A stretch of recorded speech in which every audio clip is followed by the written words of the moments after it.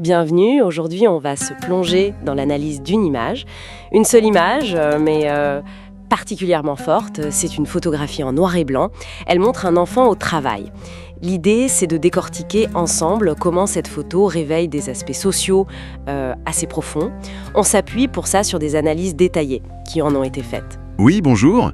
Et c'est vrai que c'est là toute la puissance, disons, de la photographie documentaire.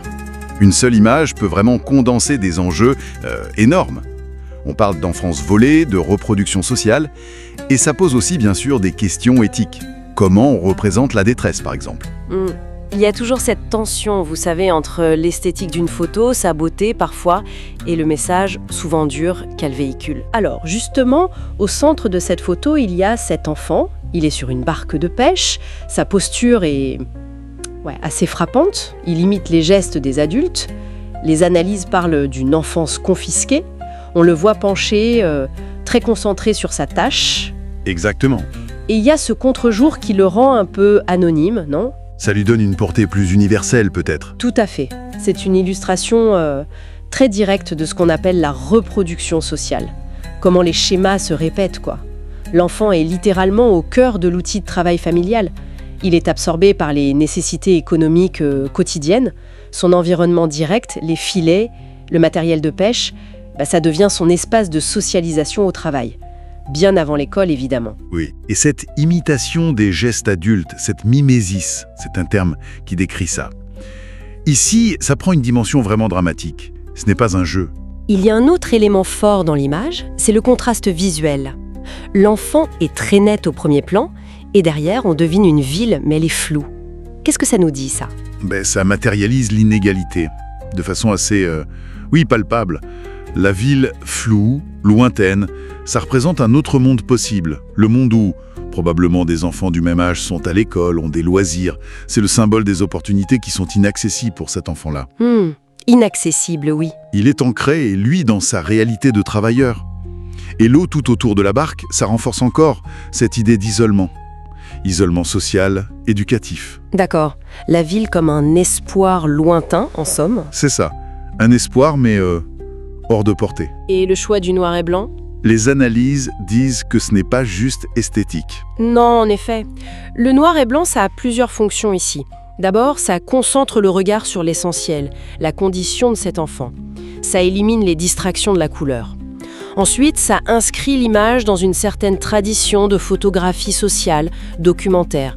Ça lui donne une sorte d'autorité visuelle. D'accord. Mais il y a un petit risque, comme on le disait. Ça peut parfois créer une distance, donner l'impression que c'est une réalité passée, un peu historique, alors qu'elle est souvent bien actuelle. Les analyses mentionnent aussi les signes de l'exploitation. Par exemple, les outils de pêche autour de l'enfant. Oui, c'est ça. Ces outils, souvent disproportionnés pour sa taille et pour sa force, ils deviennent des indices. Des indices de son intégration forcée dans le monde du travail. L'enfant lui-même, dans ce contexte précis, il fonctionne un peu comme un oxymore visuel.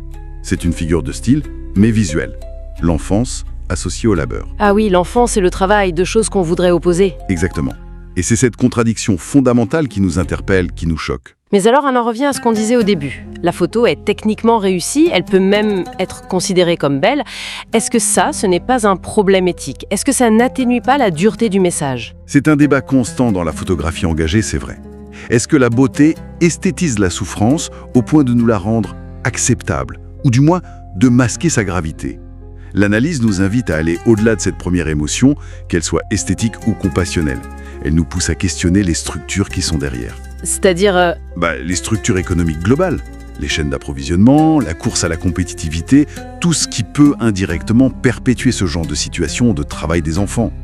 Si on relie ça à une perspective plus large, on pense aux conventions internationales, comme celle de l'OIT, l'Organisation internationale du travail. Et surtout, on pense à l'importance absolument cruciale de l'éducation comme seule véritable alternative, comme porte de sortie. Donc pour résumer un peu, cette photographie c'est bien plus qu'une simple image, c'est un document social très dense qui révèle des inégalités structurelles et qui pose des questions éthiques fondamentales sur la représentation, sur notre regard aussi.